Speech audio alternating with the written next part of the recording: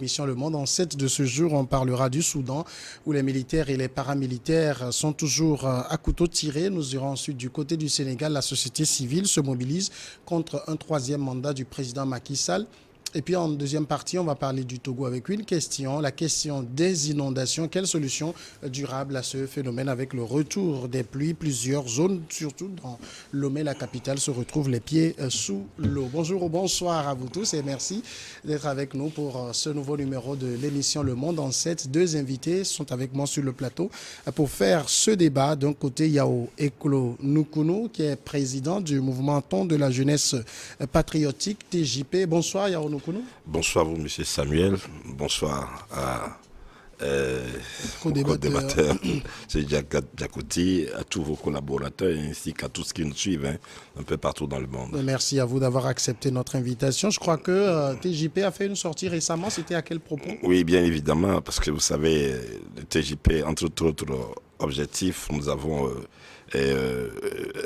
comme objectif appeler à la culture du patriotisme, la non-violence, la bonne gouvernance, la valorisation, le respect des droits humains. Et donc, c'est pour ce qui concerne la bonne gouvernance qui nous a fait réagir sur le rapport d'audit de la Cour des comptes. Oui. Et ce rapport qui a révélé un certain nombre de situations auxquelles nous avons jugé opportun d'interpeller nos dirigeants à la culture d'une prise de conscience patriotique afin de garantir d'abord d'appliquer la bonne gouvernance et de faire tout ce qui relève de leurs responsabilités pour garantir une bonne image de notre pays aux yeux du monde.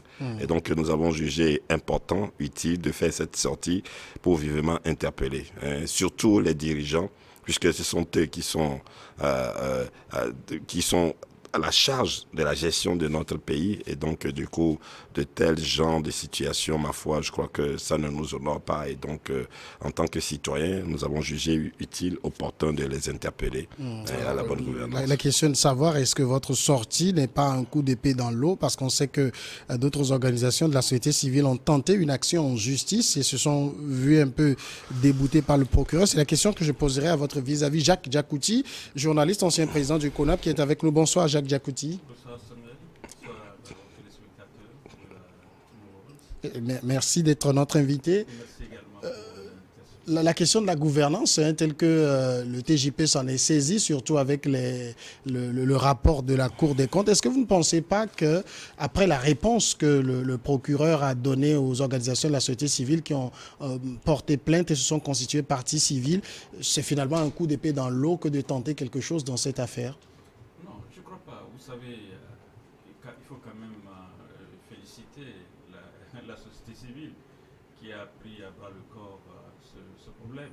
Et je crois que déjà le fait de pouvoir porter plainte, c'est déjà une très bonne chose. Et cela démontre également que la démocratie togolaise est en marche. C'est-à-dire qu'on pouvait, vous savez, dans les années antérieures, il devait avoir peur de pouvoir déposer une plainte. Mais si aujourd'hui, la société civile est libre de faire ses mouvements et de déposer une plainte contre un fait, je crois que c'est vraiment une très bonne chose. Vous savez, aujourd'hui, la mayonnaise ne peut pas ne pas prendre. Mais dans les années à venir, la mayonnaise peut prendre. Quand on jette un regard sur l'histoire de l'Afrique, dans certains pays, on se rend compte que les plaintes qui ont été déposées les années antérieures, ces plaintes ont refait surface et ça fait également une tâche dure. C'est en ça que moi j'encourage souvent nos compatriotes de ne pas baisser les bras devant des injustices. Il faut toujours porter plainte. Les gens se disent non, même si on porte plainte, on sait qu'avec notre justice, rien ne va se passer. Non, il faut toujours porter plainte. De porter plainte, et quand vous portez plainte, vous allez voir que même si aujourd'hui ça ne marche pas, demain ça marchera. Moi, je crois que c'est une très bonne chose et moi je me réjouis de la vitalité de la démocratie au Togo sur certains faits par rapport aux années antérieures. Yao Nukunu, quand vous vous interpellez de ces manières, est-ce que vous avez quand même des retours qui vous font dire qu'il y a quand même des oreilles qui vous écoutent? Ben, écoutez, monsieur Samuel, vous savez, quoi qu'on dise, nos dirigeants, ce sont des gens aguerris, ce sont des êtres humains qui sont, même si il y a un semblant de mutisme, ils sont quand même, comment dirais-je, très éveillés. Ils sont à l'écoute. Et ma foi, je crois que ce qui nous réconforte, c'est que c'est au lendemain de notre sortie que le procureur a jugé utile de faire sa sortie. Bon, c'est vrai que cette plainte de nos confrères de la société civile avait été introduite il y a 2 ou 3 semaines auparavant. Donc, la semaine qui a suivi, le procureur a fait sa sortie. C'est une démarche et donc nous avons opté pour interpeller à la conscience, parce que l'essentiel est la repentance. Il faut que nos dirigeants prennent conscience qu'ils ne peuvent pas prétendre aimer notre pays sans lui assurer une bonne gouvernance. Ils ne peuvent pas prétendre aimer notre pays sans valoriser, sans respecter le peuple, les citoyens. Parce que notre évolution, notre image en dépend. Alors, donc, nous avons jugé utile de lancer,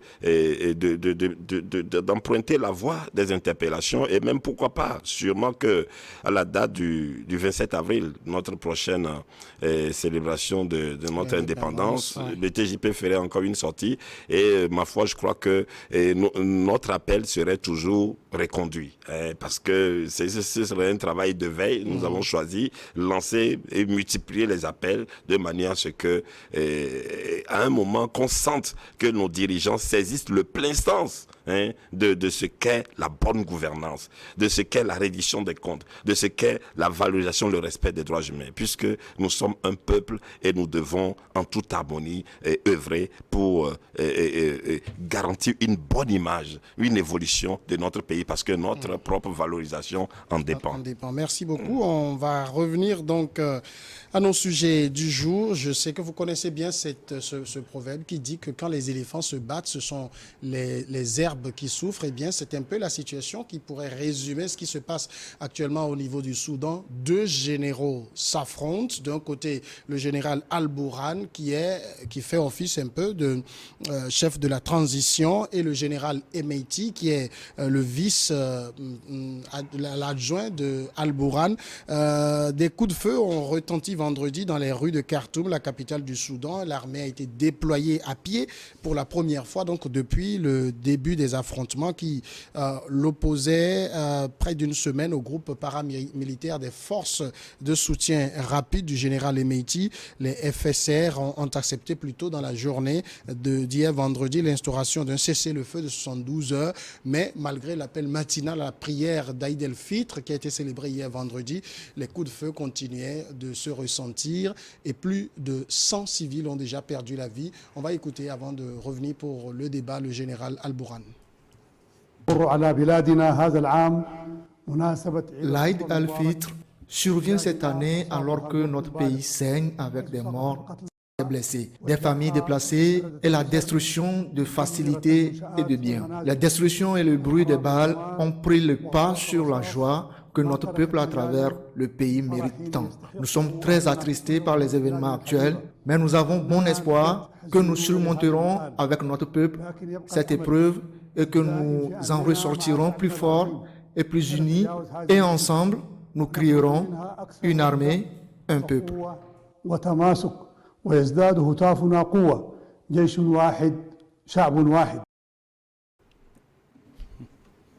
Voilà les mots du général Al-Bourhan, le chef de la transition au niveau du Soudan. Jacques Diakoudji, une question quand même. C'est assez triste de voir le Soudan retomber dans ces affrontements. On a vu le Soudan en guerre, c'était quand même il y a plusieurs années de cela.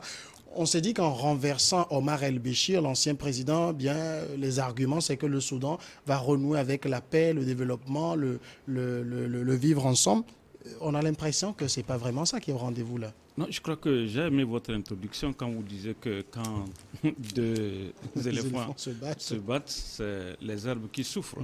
Et c'est ce à quoi nous sommes en train d'assister actuellement au Soudan. Quand vous prenez par exemple le général Al-Bourhan dont vous venez de citer tout à l'heure, vous savez qu'il est soutenu par l'Égypte. Et quand vous prenez par exemple le général Emeiti, il est soutenu par l'Arabie Saoudite. Donc c'est pour vous dire que ces deux puissances qui sont en train de se battre par généraux interposés entre l'Égypte et puis l'Arabie Saoudite. Et aujourd'hui, ce qui est un peu triste, c'est que les Soudanais souffrent aujourd'hui. Et ce que vous allez constater, c'est que les puissances également sont en train de s'organiser pour pouvoir rapatrier leurs compatriotes. Et finalement, c'est les Soudanais qui sont laissés à leur propre sort. Personne aujourd'hui ne peut sortir au Soudan pour pouvoir chercher à manger. Les gens sont cloîtrés chez eux. Il était question qu'on puisse quand même accorder une trêve pour que les populations puissent sortir. Mais ce matin, on a appris encore que les coups de feu ont encore repris. Mais ce que nous sommes en train de voir actuellement, ce qui se passe au Soudan, il faudrait qu'on puisse laisser la peau pour que le Soudan soit libre. Parce que si les deux doivent être là, tenez-vous bien, je ne pense pas qu'ils puissent avoir effectivement la calmie. Soit on appelle l'Égypte et l'Arabie Saoudite à un dialogue. Parce que si c'est les deux généraux, je vous dis qu'ils ne tiennent pas tellement les câbles. Ceux qui tiennent les câbles, c'est l'Égypte et l'Arabie Saoudite. Et ce qui fait souffrir aujourd'hui le Soudan, on a souvent dit, c'est peut-être les richesses. Vous savez, quand vous êtes là aujourd'hui, un pays où on découvre par exemple le pétrole, l'or dans votre pays, sachez que vous êtes à la merci effectivement de l'ennemi. Donc, je crois que ce qui fait aujourd'hui la souffrance effectivement du peuple soudanais, c'est parce qu'ils ont le pétrole. S'il n'y avait pas ce pétrole-là, je ne pense pas qu'avec tout ce que le Soudan est en train de traverser aujourd'hui, qu'on puisse dire encore qu'il y a une guerre entre deux généraux. Deux généraux qui ont œuvré à renverser l'ancien président. Et finalement, on constate aujourd'hui que c'est les deux généraux encore qui se retrouvent sur les sellettes et que la population souffre. Il faudrait à un moment donné qu'un se dise, bon, écoutez, il faut qu'on fasse la paix. Mais à ce que nous sommes en train de voir, je ne pense pas qu'il puisse avoir la paix sans qu'on inclue effectivement l'Égypte ou soit l'Arabie Saoudite. Le général Al-Bourhan qu'on vient d'écouter, il promet sous peu le retour à la stabilité. Les Soudanais vont retrouver une vie normale, mais ça fait 7 jours que ces affrontements durent et on a l'impression que de part et d'autre, il y a une très grande puissance de feu. Monsieur Samuel, vous savez quoi? En écoutant le général, je n'ai pas l'impression d'écouter un Soudanais. Oui, je n'ai pas l'impression que c'est un Soudanais, c'est un fils du pays. Je vois juste un étranger, parce que ses propos, son langage sont d'une certaine légèreté, d'un certain cynisme, d'une certaine hypocrisie. Mais il dit le Soudan est... Qui crée cette situation? Et bon, il a tendance à faire comme s'il dégage les responsabilités. Non, ils sont les acteurs. Et donc, face à certaines situations, ma foi, je crois que le rire et les pleurs sont de connivence. Ils sont entremêlés, ils deviennent de même nature face à certaines situations. Et cette situation, ma foi, il faut en rire ou en pleurer. C'est dommage. Ça montre toujours une certaine inconscience.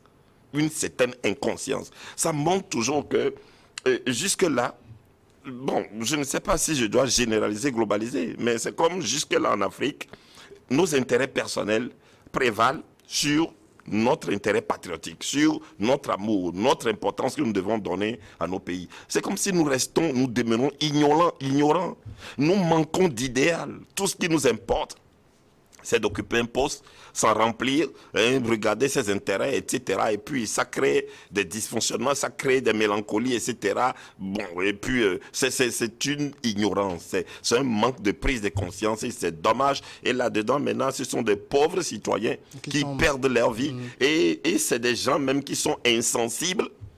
Ils sont insensibles parce que comment vous pouvez prétendre être fils du pays, aimer votre pays sans ne pas vous soucier de la protection du peuple, sans ne pas vous soucier du bien-être de vos compatriotes et pour des intérêts mitigés, des intérêts éphémères, vous soyez prêts à détruire la vie de vos compatriotes, à assurer un blocage, un dysfonctionnement à votre pays. Mais ça, c'est quelle image, ça? Mais alors, comme le disait tout à l'heure Diakouty, est-ce que vous pensez que, parce qu'on sait, quand on voit Emeiti, quand on voit Al-Bourhan, on sait qu'il y a des puissances derrière, il y a l'Égypte, il y a l'Arabie Saoudite, on peut s'imaginer d'autres puissances un peu tapées dans l'ombre. Comment vous entrevoyez la paix? Monsieur Samuel, vous savez, lorsque de toute façon, il ne faut pas perdre de vue que le monde est conquête. Et quand vous vous faites vulnérable, et votre vulnérabilité, ça se traduit comment? Ça se traduit à travers votre naïveté, votre bassesse dans votre façon de vous afficher, etc., dans vos comportements. Donc, si vous-même vous vous faites vulnérable, les gens vous... Mais dites-moi, quand est-ce que vous croyez qu'un pays africain va monter des acteurs politiques américains entre eux pour qu'ils s'affrontent, pour qu'ils s'entretuent? Quand est-ce que vous pouvez voir un pays africain, un acteur africain monter des acteurs politiques ou militaires français pour qu'ils s'entretuent parce qu'un pays africain derrière c'est lui qui tire les ficelles? Quand est-ce que? Alors donc, prenons conscience que nous avons un éveil qui nous interpelle. Nous devons avoir un éveil. Et tout ça, c'est de l'humiliation. Jusqu'à quand allons-nous demeurer vulnérables aux manipulations? Alors donc, ma foi, je crois que c'est très inquiétant et c'est vraiment paradoxal. Alors donc, schéma de paix, bon, ils savent les intérêts qui sont en jeu. Peut-être que il se pose une question de redistribution. Alors donc, tel peut-être devait avoir un certain pourcentage et l'autre, etc. Bon, donc, mais ma foi, mais c'est triste parce que quel est, comment dirais-je, l'intérêt pour le pays, quel est l'intérêt pour le peuple, etc. Non, c'est vraiment dommage. Il y a quand même une question fondamentale qui est revenue aussi pour expliquer un peu les affrontements. On a parlé de ces paramilitaires, les forces de soutien rapide que le général Al-Bourhan voulait intégrer à l'armée régulière. Le général Emeiti ne l'a pas entendu de cette oreille.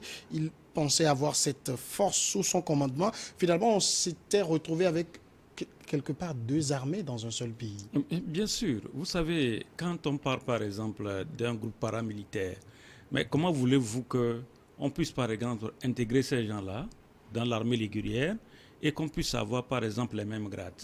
Au fait, tout le débat à ce niveau. Quand vous prenez par exemple le général Emeiti dont on parle tout à l'heure, vous savez, c'est quelqu'un qui a vécu effectivement dans le maquis, c'est-à-dire que c'est quelqu'un qu'on avait entre-temps utilisé pour pouvoir combattre dans le Darfour. Oui. Et finalement, qu'est-ce qu'il fallait faire avec ce groupe-là? Fallait-il dissoudre ce groupe? Qu'est-ce qu'il fallait faire? Ils ont laissé la situation pourrir. Et vous savez, quand ils voulaient par exemple chasser l'autre là au pouvoir, Béchir, mais c'est les mêmes encore qu'on a utilisés. Non, aujourd'hui, je crois que ce qui est en train de se faire aujourd'hui au niveau du Soudan, quoi qu'on dise, si on veut dissoudre aujourd'hui ce groupe paramilitaire, comme le général là le disait tout à l'heure, il ne peut pas. Ça risque encore de créer encore des scissions. Et vous savez, finalement, le Soudan du Sud est indépendant déjà. Aujourd'hui, c'est l'autre Soudan qui est en difficulté. Donc, vous voyez, donc je crois qu'il faudrait aujourd'hui qu'on se dise la vérité. C'est-à-dire que moi, je le dis et je le confirme, s'il faut que le Soudan puisse avoir la paix, il faudrait que les Occidentaux, ceux qui sont là en train de tirer les ficelles, que les gens se disent à un moment donné, arrêtons-nous. Donnons quand même l'opportunité au Soudan d'avoir la paix. Et si vous rentrez un peu dans l'histoire, vous savez, le Soudan, quoi qu'on dise, c'est un pays qui fournissait beaucoup d'intellectuels, hein, ça il faut le reconnaître. Ouais. Mais aujourd'hui, on constate que c'est le pays où finalement les intellectuels ont commencé par fuir et finalement rien n'est encore au Soudan. Donc je crois qu'il n'est pas encore trop tard pour qu'aujourd'hui l'Union africaine et la Ligue arabe qu'ils puissent effectivement se retrouver et avec, comme je l'ai dit tout à l'heure, avec l'Égypte et l'Arabie saoudite, qu'ils puissent refaire effectivement un juste milieu pour que les Soudanais puissent retrouver la paix. Vous voyez combien de fois, je ne sais pas si vous avez suivi, combien de fois ces Soudanais-là sont en train d'envahir aujourd'hui le Tchad. Oui. Et il faut s'attendre également que demain, ça sera également un autre effet au niveau du Tchad. Le Tchad également aura des sérieux problèmes. Le Tchad, c'est une paix fragile que les Tchadiens ont aujourd'hui. Et s'il faut que les Soudanais encore envahissent le Tchad, il y a également la Centrafrique, il y a beaucoup de pays qui font frontière avec le Soudan. Vous voyez que tous ces pays-là auront effectivement des difficultés. Donc il ne faut pas toujours... Il faut que l'Union africaine et la Ligue arabe anticipe toujours sur des problèmes. Vous voyez, il ne faut pas s'attendre à ce qu'effectivement tous se gâtent et finalement on puisse maintenant venir en sapeur-pompier pour dire on fait la paix, accordons la paix, asseyons-nous, signons des traités qui ne marcheront jamais. Et l'autre hypocrisie, Samuel, c'est là, moi ça me dérange. Vous voyez, depuis un certain temps, le Japon est en train de créer des couloirs pour pouvoir effectivement rapatrier leur population. On a appris également que les États-Unis, la France, la Grande-Bretagne, ils sont en train de trouver les couloirs par Djibouti où il y a une base militaire américaine pour pouvoir voir comment effectivement on peut effectuer ces populations-là et partir. Et finalement, c'est les herbes-là qui vont souffrir. Les herbes, c'est quoi? C'est les Soudanais. Vous voyez? Donc à un moment donné, Africains que nous sommes, il faut qu'on se dise, non, écoutez, même s'il y a des problèmes, c'est entre nous. Quelle est cette richesse que le Soudan a et que les gens soient là en train de se tirailler et finalement que les Soudanais les meurent comme ça. Donc, je crois qu'à un moment donné, il faut que nous-mêmes, Africains, nous puissions comprendre. Il ne faudrait pas qu'on puisse nous dicter ce que nous allons faire de l'étranger. Alors, puisque vous évoquez tantôt l'Union africaine, dès le début du conflit, l'Union africaine et quelques dirigeants africains avaient tenté de se rendre au Soudan. Ils ont dit qu'ils y iraient dès que la situation allait se normaliser. Bon, jusque-là, on n'a pas véritablement vu ces dirigeants y aller. Du côté de la communauté internationale aussi, ça ne semble pas trop se bouger pour une solution de paix. Mais bien évidemment, ça ne semble pas bouger parce que même quand vous écoutez le secrétaire général des Nations Unies, il ne s'est limité qu'à un appel, comme d'ailleurs les États-Unis et les autres, ils ne se sont limités qu'à lancer un appel. Est-ce que ce n'est pas un peu comme si tout le monde sait ce qui est en jeu et il y a de l'hypocrisie finalement? Ben oui, il y a de l'hypocrisie, mais la grande responsabilité, moi, je l'incombe beaucoup plus à ces deux généraux. C'est là que je m'interroge à savoir s'ils sont réellement des Soudanais ou si ce sont des étrangers qui sont déguisés en Soudanais. Est-ce qu'ils sont vraiment des fils du Soudan? Alors, s'ils étaient vraiment les fils du Soudan, ils auraient su les intérêts du Soudan. Ils auraient su les intérêts du peuple soudanais et comprendre que non, cette démarche-là, cette situation-là n'est en aucun cas un intérêt pour le Soudan ni le peuple soudanais. Alors maintenant, si la communauté internationale voudrait s'imposer, elle a tous les moyens, la communauté internationale. La communauté a les moyens de créer une zone tampon entre les deux. Ils sont capables même de stopper, que ce soit celui qui contrôle l'espace aérien ou terrestre. Ils ont les moyens. Si réellement ils sont de bonne foi, ils veulent, comment dirais-je, calmer ou contrôler ces deux forces-là. Ils ont les moyens, mais ils ne le font pas. Bon, ils ne le font pas aussi peut-être parce qu'il y a des paramètres. C'est nous, et surtout aussi Africains, qui avons crié « Non, nous sommes un État souverain, nous sommes souverains, etc. » Bon, donc du coup, parfois quand il y a des situations, les Occidentaux, ils nous regardent. Et non seulement qu'ils nous regardent, mais ils ont toujours leur profit à tirer. Alors c'est à nous de savoir ce que nous voulons réellement pour nous. C'est à nous d'être jaloux de nos pays, de nos intérêts. C'est à nous de savoir vers quel idéal est-ce que nous voudrons évoluer. Alors donc du coup, ma foi, je crois que on dit chacun lutte pour son truc là, vous avez vu, que ce soit le Japon, la France, les États-Unis, etc. Ils se soucient de comment protéger leurs compatriotes pour qu'ils soient sains et saufs, etc. Bon, maintenant... Mais curieusement, aucun pays africain ne se soucie de ses ressortissants. Monsieur Samuel, moi je le dis, je le répète et j'insiste que nous les Africains, nous devons nous libérer de nos illusions. Nous avons du travail sur nous, nous avons du trajet, nous avons du pain sur la planche. Alors donc arrêtons de nous distraire, de nous illusionner en nous voyant comme si, bon, tout simplement parce qu'on dit les pays devant les nations sont égaux, etc.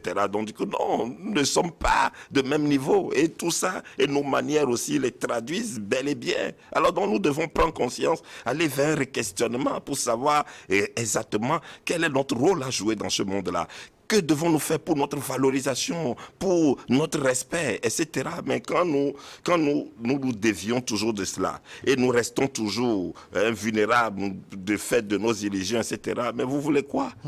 Vous voulez quoi? Mais quand même, je vais saluer encore ici Aujourd'hui, sur ce plateau, il y a eu quand même un exemple. Nous avons vu comment la Côte d'Ivoire s'est battue pour que ses compatriotes qui étaient retenus au Mali reviennent au bercail. Vous comprenez, ça c'est un bon exemple à saluer, parce que quand vous avez un compatriote à l'extérieur dans une situation, il faut toujours, on le voit souvent avec les Occidentaux, même si c'est un seul ressortissant, ils se battent toujours. Attendez de voir un peu ce qui se passe en Russie avec le journaliste américain là. Là c'est du chantage que la Russie fait. Mais je suis sûr que les Américains feront tout pour sauver ce journaliste-là et le ramener au bercail. Alors, le Soudan, au moins le quart de la population vivait déjà d'aide humanitaire. Cette situation s'est aggravée aujourd'hui. Le pays, selon les indices, frôle la catastrophe humanitaire. Oui, bien sûr, Samuel. Je ne sais pas si vous avez suivi un peu le reportage sur les chaînes de télévision, où vous voyez qu'il y a certains Soudanais qui sont là pour manger les racines des arbres. Mais ça fait pitié. Et ça fait pleurer quand vous voyez ce genre d'images. Vous voyez les carcasses des animaux parpillées partout sur le sol. On se pose des questions. Est-ce que nous sommes des êtres humains? Quand vous voyez ces images-là, vous avez envie de pleurer. Vous dites, mais Africains, quel est notre problème? Qu'est-ce qui ne va pas avec les Africains? Vous n'allez pas voir ça chez les Blancs. Non, c'est surtout en Afrique qu'on voit ce genre de choses. Et ce qu'il faut encore ajouter, avec cette guerre-là au niveau du Soudan, il y a également la guerre de la religion. Oui, il y a une guerre de religion également à ce niveau. Parce que Emeti dit non, que lui, il n'aime pas l'islam que l'autre est en train de pratiquer. Donc, il faudrait tout faire. Et puis, vous savez, quand on tire la fibre de la religion, souvent les Occidentaux ne veulent pas trop s'y mettre. Parce qu'ils se disent, mais attention, quand on parle aujourd'hui de l'islam, ce qui veut dire que, surtout l'exemple pas des Américains, c'est au niveau de l'Afghanistan. Vous avez finalement comment ils ont quitté l'Afghanistan et ce que ce pays-là est devenu. Et si on ne sait pas faire, ce qui s'est passé en Afghanistan risque de se reproduire encore au Soudan. La guerre de religion. Vous voyez, donc, à un moment donné, il faut que l'Africain, nous puissions comprendre. Cela ne veut pas dire que l'autre, par exemple, il est musulman, peut-être que l'autre est chrétien, et que l'autre devient mon ennemi. Et certains souffrent effectivement sur ces braises-là, et ça crée effectivement des crispations, des problèmes. Aujourd'hui, quand vous prenez d'autres pays, vous prenez le Burkina, le Mali, le Tchad, s'il n'y a pas la paix, c'est une guerre de religion. Au fait, tous les débats à ce niveau. Donc je crois qu'à un moment donné, il faut qu'on comprenne une chose. Le musulman, c'est un voisin. Le chrétien également, c'est un voisin.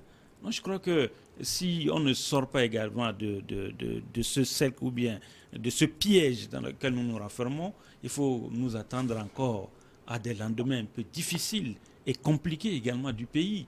Vous voyez très bientôt, vous voyez que la France veut aussi exclure certains sur une île là, du Comore, pour dire non, ils veulent rapatrier également ces Comoriens là vers leur pays. Attendez-vous également, il y a une bombe également dans ce pays. Donc c'est pour vous dire que, moi je l'ai dit, il ne faut pas toujours s'attendre que la chose éclate avant qu'on ne dise bon, venons faire la paix. Ça serait trop tard. Ce que nous voyons actuellement au Soudan, ce n'est pas tard, mais c'est un peu trop tard. Parce que vous voyez, le jour, les gens cherchent des corridors pour pouvoir aller par exemple au Tchad, d'autres aller vers la Centrafrique. Et tout ça là, c'est des morts également qui joncent effectivement les rues. Donc une fois encore, moi je crois qu'avec cette situation-là, les Occidentaux, c'est vrai, ils peuvent faire quelque chose. Si vraiment ils ont la volonté de le faire, ils peuvent le faire. Mais deux généraux s'affrontent. Est-ce que finalement l'idéal, ce n'est pas que l'un d'eux gagne pour qu'il y ait la paix? Pas du tout. Mais l'autre aspect, Samuel, Emeti, voilà un rebelle. Il trouve les armes où? Bon, on peut dire Al-Bourhan, bon, lui, il est légitime. Oui. Il peut par exemple commander peut-être les armes. Mais l'autre, il a trouvé les armes où? Au fait, tous les débats à ce niveau. Vous voyez, tous les débats, c'est à ce niveau. C'est pourquoi il disait, il faudrait que ceux qui sont là, qui sont en train de tirer les ficelles entre les deux généraux, se disent, mais il y a un intérêt. L'intérêt, c'est le peuple. C'est le peuple soudanais. Vous avez évoqué tout à l'heure de la famine. Mais ne vous attendez pas à ce que l'Égypte et l'Arabie saoudite viennent encore livrer à manger à ces Soudanais. Ça sera peut-être le PAM qui va commencer par créer de gauche à droite pour demander de l'aide, pour pouvoir aider le peuple soudanais. Donc, je crois qu'à un moment donné, ces deux généraux-là, je vous dis, si la communauté internationale veut faire bien, que ces généraux-là se retrouvent un jour à la CPI pour répondre effectivement des actes qu'ils sont en train de poser actuellement au Soudan. Est-ce qu'on n'est pas dans une guerre, disons-le, qui va être sur la durée? Tout semble révéler que c'est une guerre qui peut aussi en même temps être de courte durée, qui peut s'arrêter si la communauté internationale a vraiment la volonté. Mais vous savez, la communauté internationale, elle aussi, elle est guidée que par ses intérêts. Parce que neutraliser ces deux généraux n'est pas chose impossible pour la communauté internationale. Voilà. N'est pas chose impossible pour les Occidentaux. Neutraliser ces deux généraux. Mais neutraliser ces deux généraux, c'est ce qui garantirait la paix pour le Soudan, la paix pour le peuple soudanais, et qui stopperait toutes ces escalades-là auxquelles nous assistons. Mais malheureusement, cette communauté internationale également a son schéma qu'elle observe et qui fait que jusque-là, nous n'avons assisté qu'à des déclarations. Ils ne sont limités que dans des déclarations, des appels à cesser le feu, etc. Même il y a des trêves de 24 heures qui avaient été demandées, qui n'ont pas été respectées, etc. Et tout ça, ma foi, je crois que l'Union africaine... Est-ce que nous avons une Union africaine ou une Union qui n'existe que de nom? Et la CEMAC, etc. Bon, lorsque dans notre Afrique, on montre de ces images des gens affamés, mais moi je pense que nous devons arrêter de toujours crier que l'Afrique est continent riche. Parce que c'est rocambolesque. Comment on peut prétendre être riche, mais au même moment, c'est des pauvres qui jonchent les rues, etc. Alors, quand de telles images sont diffusées, qu'est-ce que ça fait aux chefs d'État africains, aux dirigeants africains? Qu'est-ce que ça leur fait? Ou bien ils ne se soucient que de leur propre confort et qui passent qu'on leur fasse des hommages militaires, qui roulent dans des grosses voitures, etc., qui se jouent au tout-puissant avec de telles images qui trimballent, je ne sais pas, ou même encore des Africains qu'on voit mourir dans les mers, etc.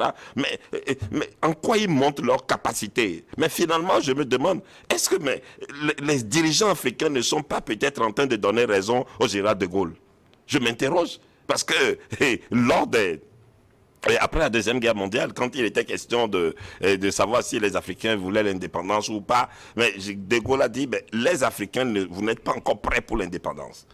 Mais il finalement dit, vous voulez l'indépendance, plus l'indépendance avec ses conséquences. Mais aujourd'hui, est-ce que nous avons pu démentir? Est-ce que nous avons pu montrer, bon, on me dira que oui, il y a eu des leaders qui ont émergé et que c'est l'Occident qui les a bloqués, qui les a, etc. Mais d'accord, mais et nous, notre propre responsabilité, quand nous-mêmes, que faisons-nous pour ne plus nous montrer vulnérables aux manipulations extérieures? Que faisons-nous? Quelle prise de conscience abordons-nous? Alors, donc, c'est trop facile de toujours se victimiser, crier, etc., et que c'est l'autre qui me manipule. Mais nous-mêmes, quand nous disons que l'Occident nous pille, mais nous-mêmes, en quoi est-ce qu'au moins nous appliquons la bonne gouvernance par rapport aux ressources qui nous sont disponibles? En quoi est-ce que nous avons tiré une leçon de l'esclavage, quand nous estimons que l'esclavage et la colonisation sont des catastrophes? Alors, en quoi nous avons tiré leçon de tout ça pour que en nous-mêmes, nous appliquons la valorisation, le respect des droits humains? En quoi est-ce que nous avons tiré leçon de l'esclavage pour être une référence aux yeux du monde pour ce qui concerne le respect des droits humains? Mais regardez aujourd'hui, l'image toujours, encore et toujours, il n'y a pas que le Soudan. Le Nigeria, c'est un grand pays de l'Afrique de l'Ouest très riche, mais regardez les conditions dans lesquelles les populations vivent, etc. Les exemples sont légion. Alors finalement, ces dirigeants africains-là, soit ils ne voient pas de telles images, ils ne savent pas qu'il y a des conditions pareilles. Alors, mais s'ils ne savent pas, c'est grave. Alors, où est-ce qu'ils nous conduisent en réalité? That is the question. On passe au second sujet, c'est le Sénégal. On va l'aborder un peu avant la pause. La société civile qui se mobilise contre un troisième mandat du président Macky Sall. Une coalition d'opposants au troisième mandat du président Macky Sall s'est réunie au sein du mouvement des forces vives du Sénégal F24. Plus d'une centaine d'organisations politiques et de la société civile ont appelé à faire barrage à cet éventuel troisième mandat du président sortant, selon le coordinateur du F24. Dans la charte des revendications qu'il a lue, le F24 compte se dresser devant le régime en place pour s'opposer farouchement à cette tentative de confiscation du droit.